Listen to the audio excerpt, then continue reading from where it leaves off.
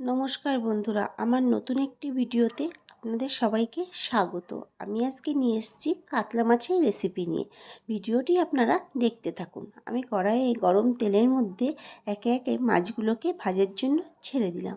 আমি এখানে গ্যাসের ফ্লেমটা লো ফ্লেমে দিয়ে ভেজেছি। ভাজা হয়ে গেলে আমি মাছগুলোকে একে একে অন্য একটা প্লেটের মধ্যে তুলে নিয়েছি।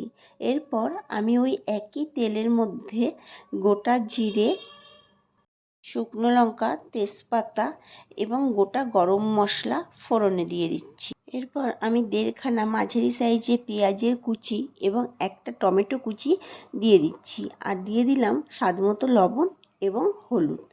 ভালো করে ভেজে নিয়ে তার মধ্যে আমি দিয়ে দেব আদা, রসুন, কাঁচা লঙ্কা পেস্ট। তারপর মশলাটাকে আমি ভালো করে কষিয়ে নেব যতক্ষণ না আমার মশলা থেকে তেল না বেরিয়ে যায়। এরপর আমি এখানে কয়েক পিস আলু ব্যবহার করেছি।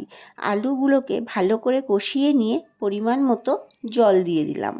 ঝোলটা ফুটে উঠলে আমি মাছগুলোকে একে একে দিয়ে দেব। এরপর আমি 10 মিনিট মতো ঝোলটাকে ফুটিয়ে নিয়েছি। নামানোর আগে ঘরে তৈরি জিরে এবং ধনের গুঁড়ো ছড়িয়ে দেব। আর দেব একটু ধনেপাতা কুচি। আপনারা এই রেসিপিটি গরম ভাতের সাথে পরিবেশন করে দেখতে পারেন, আশা করি ভালো লাগবে।